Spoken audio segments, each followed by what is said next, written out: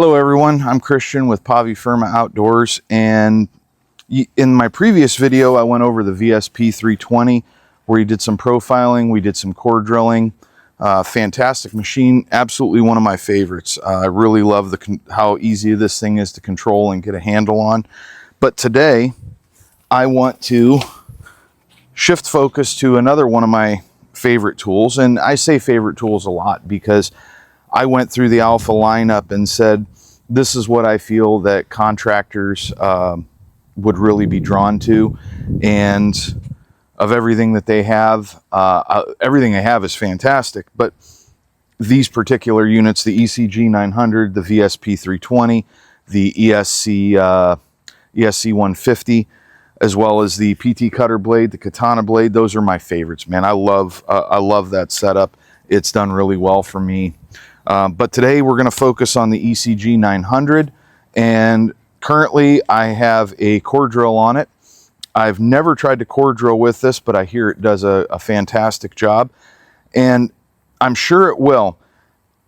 I believe that these laser core drills that Alpha has, this is a laser wet, I believe that these are going to do better at these higher RPM because they have a little segmentation to them, and in the VSP 320 being a slower machine, you get a little more chatter when you run. Now, all along I've been using these laser bits on the 320 and they work great. I don't typically have any issue with them. But I hear when you get them up to RPM, they work even better. So what I'm going to do is I'm going to go ahead, I'm going to put the D handle on using these two bolts and get a tile set up and get ready to cut. So I'll be back in just a minute. Okay, so this is the first time I've ever tried using one of these laser bits on this unit. Why not? If I'm going to publish it, why not just go ahead and make a fool of myself? But I do have my apron on. There is water coming to this machine. It is quick connect at the hose, and then there's a on-off right here as well. My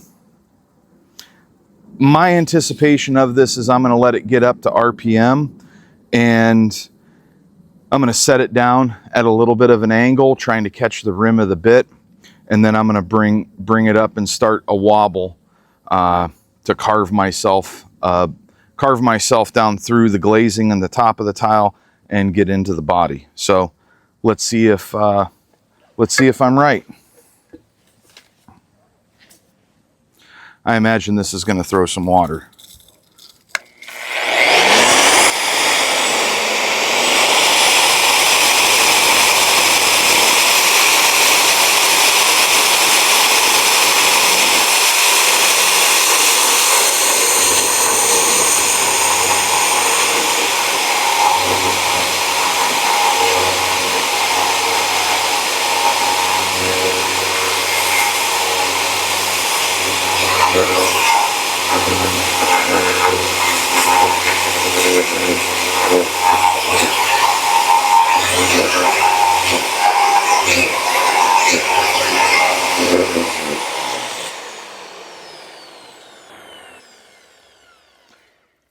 Okay, so first go wasn't bad.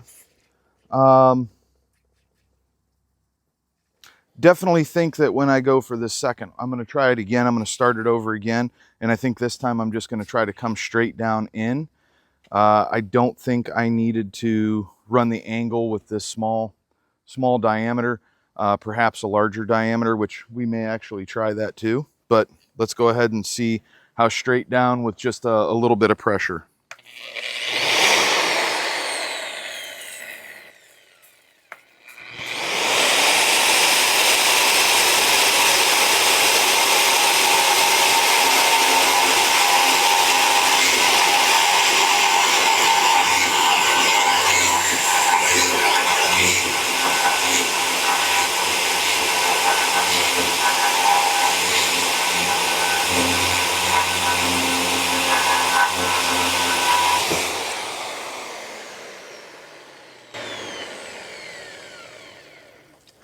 That's how you do it.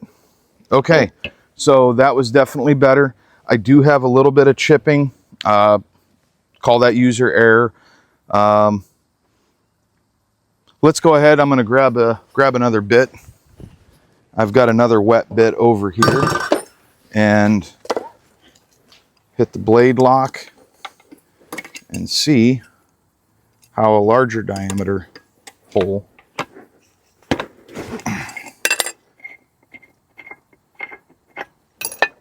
how it does with a larger diameter hole.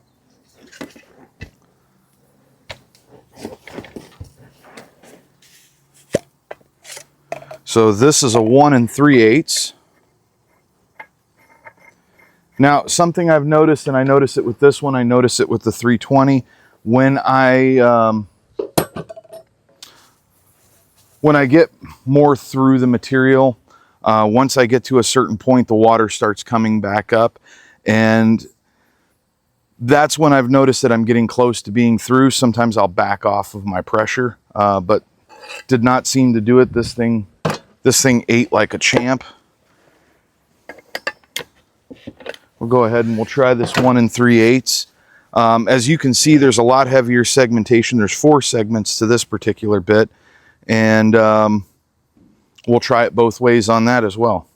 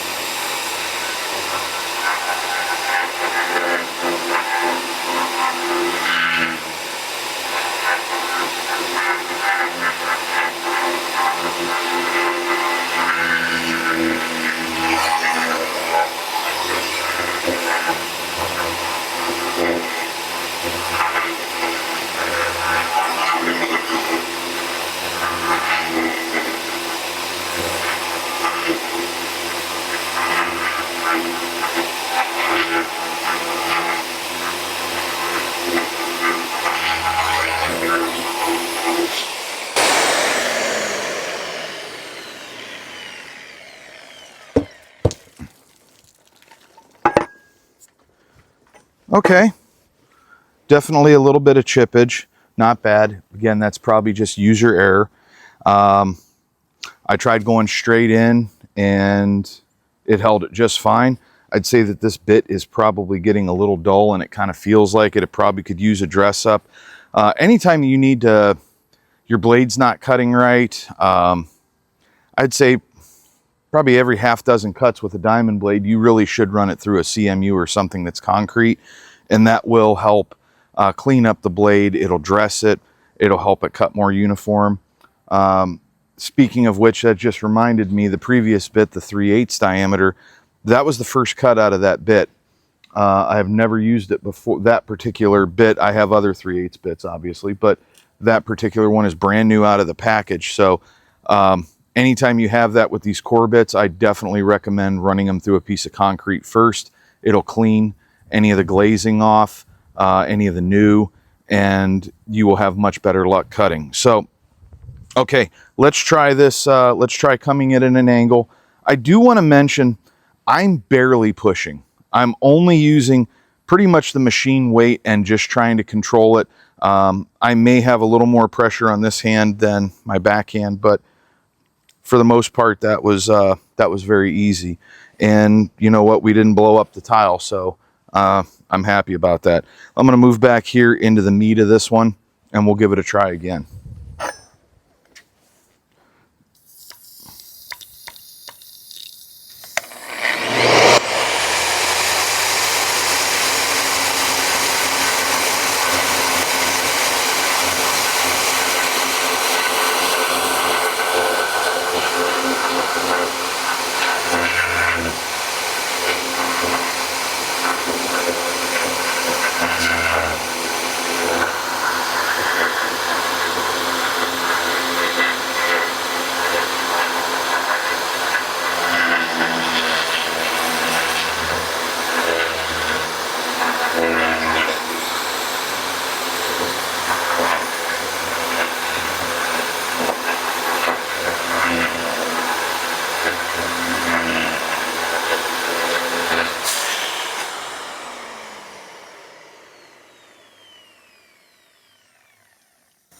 Well, we didn't blow up the tile. I'd say I got a little more chippage out of coming at it with an angle, less chippage when I just set the bit down. I actually feel like that one cut a little faster than the previous hole, but matter of fact, let me go ahead and shut this water off, and I'll bring the camera over and show you.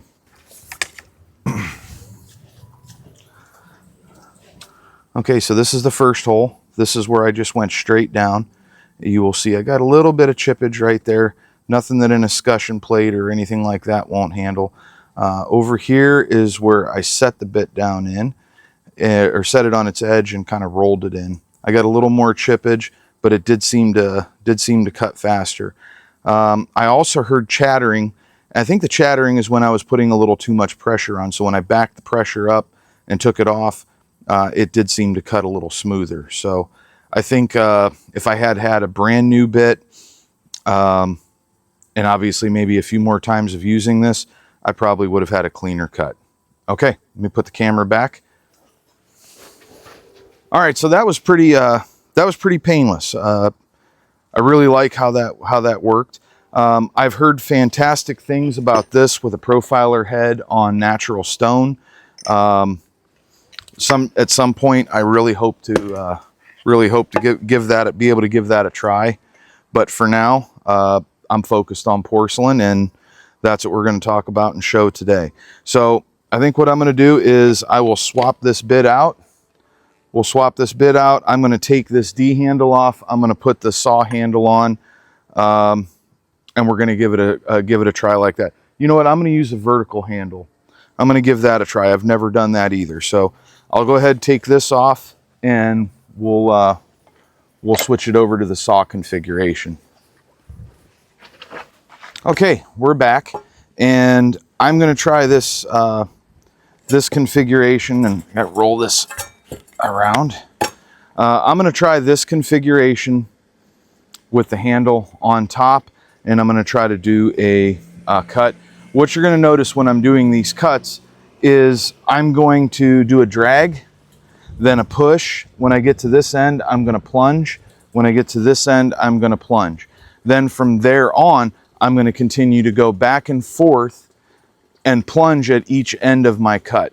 The reason I do that is because I'm decreasing the overall length of my cut and the depth of the cut, as well as if it wants to break, it will break in a more specific spot.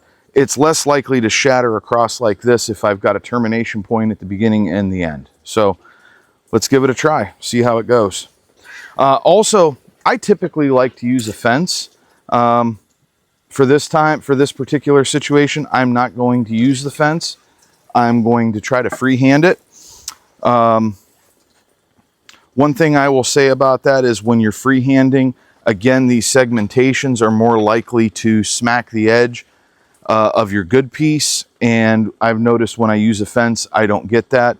But then again, I've not tried to cut at this height with this saw in this configuration. I usually would cut on the ground and have a handle just like you would with a battery powered cutoff saw or a gas powered cutoff saw. So for now, let's do this.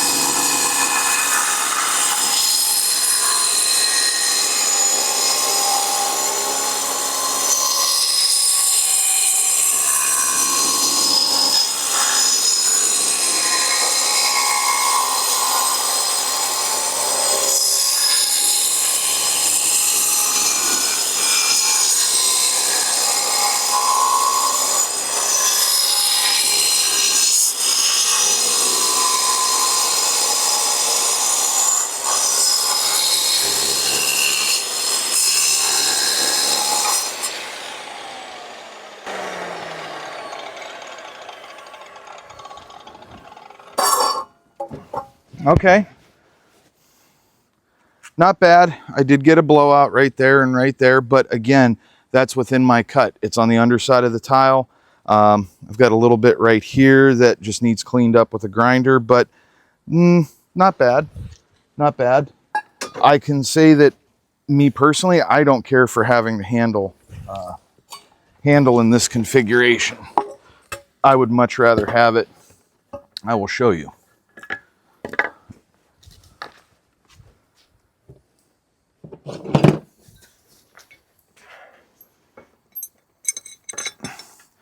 I like to have my hand as close over the blade. I think that you torque less and you allow the saw to float.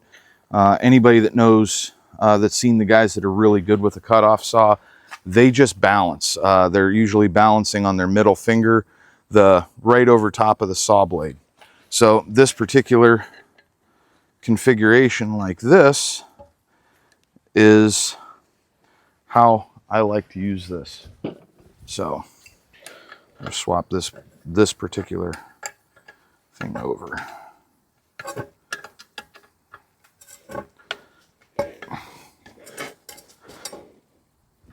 Okay, now again, this is how I like to do it. I like to try to keep my middle finger in line with this weld seam, and just let the saw do what the saw wants to do. The reason you want to float, this is just support. This is your driver. This is just support. So I want the saw to float. I don't want it to, I don't want to be influencing with torque or torquing the saw in any way. That's what caused these blowouts. In the case of a gas saw, you have a lot of precession in the blade. The blades almost always wobble. And as a matter of fact, if you take a saw, hold it up and rev it, well, a gas-powered saw, it'll often swing off to the side, and it's just torque from the engine. So with these saws, they're slower RPM. You don't really have that, especially battery-powered saws don't have that. But okay, I'm going to switch everything over, and I'm going to move down to the ground. When I'm down there, I'm going to do the exact same thing, except this time I'm going to put my sheet of plywood on. Okay, so you'll notice I took my apron off. When I'm cutting down like this, I don't like having an apron on. A pair of brush chaps would be fantastic. Something to keep the water off my leg. But today we're going to get a little wet, and that's okay. I am going to use this sheet of plywood, and this will be my good piece. This will be my scrap piece, and I will go ahead and cut that off. Again, same technique as before. What I'm going to do is I'm going to do a drag, a push. When I get to the far end, I'm going to plunge, bring it back, plunge, keep going back and forth. And every time I go back and forth, I'm going to plunge at the ends. So again, shrinking the length of my cut and shrinking the depth of my cut. Also, having that plywood helps prevent chippage because my blade can't smack that edge.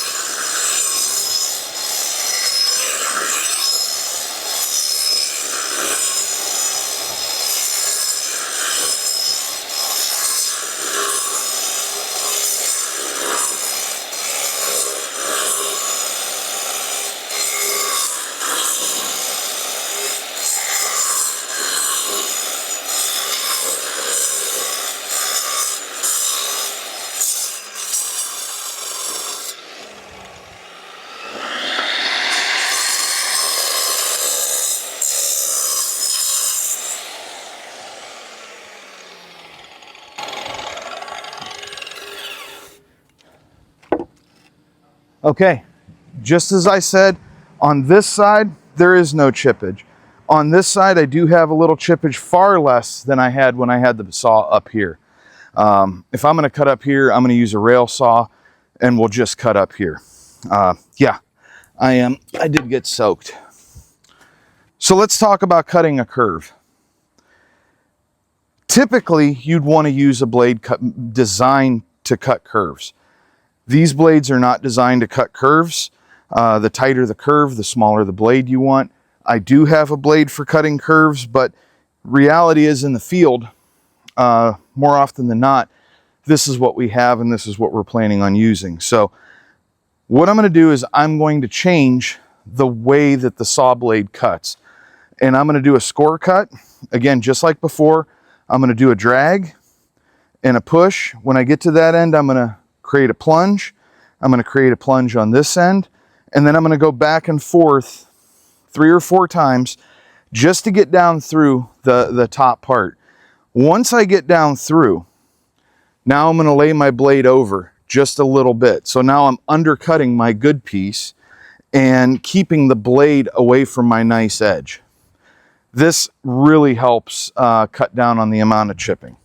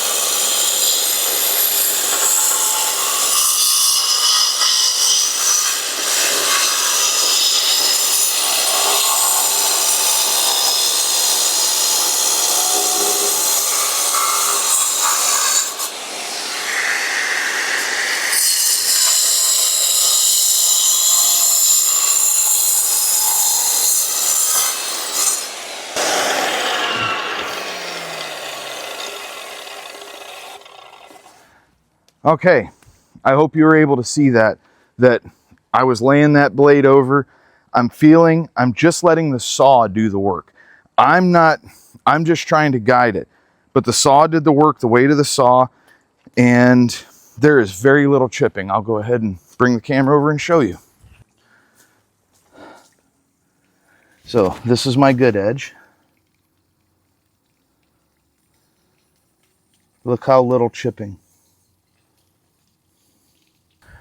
All right, guys, thank you so much. I hope this really helped you understand how to work with porcelain.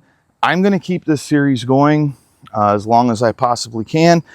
Anytime I learn something new or a new technique, I hope to be able to try it and see how I like it. You obviously see I'm not afraid to stumble a little bit. When I did those core drills, something I've never used with a tool I hadn't used like that. This saw is fantastic, and me personally, I like it like a saw. I like it in this configuration. The only thing I have to worry about with this is if I'm going to trip a breaker. Also water pressure. You want to make sure that you have good water pressure so that you can help keep everything cool and well lubricated. But all I have to worry about is tripping a breaker. Whether you run a generator or you're running it on an outlet on a customer's home or at the shop, make sure it's on an outlet or a breaker that can handle the draw. Unlike a battery saw, which seems to be the common theme with battery saws, is the batteries are never charged and they don't have that great of a life. Now, they're getting better, but now we're at the point where we're putting 2 batteries in a saw. And from what I'm hearing, most people are getting 30 minutes maximum out of a set of batteries. The other thing with a battery saw is the blade stops right now. And when it dies, it dies. It doesn't just start going weak, it just shuts off. That little bit of torque can break porcelain or mess up your cut. so far I've made really beautiful cuts with this saw. I love it. I love the PT cutter blade. Any of this little bit of chipping that is on this edge, it's not a big deal. I can use the hand pads, those blue and yellow hand pads, the 60 and 150. I can touch that up, or on the VSP 320, I can put a small bull nose on there. I think they actually go down to 3/16. So I could put a 3/16 head on that and just round over that top edge, and now it's super crisp and clean.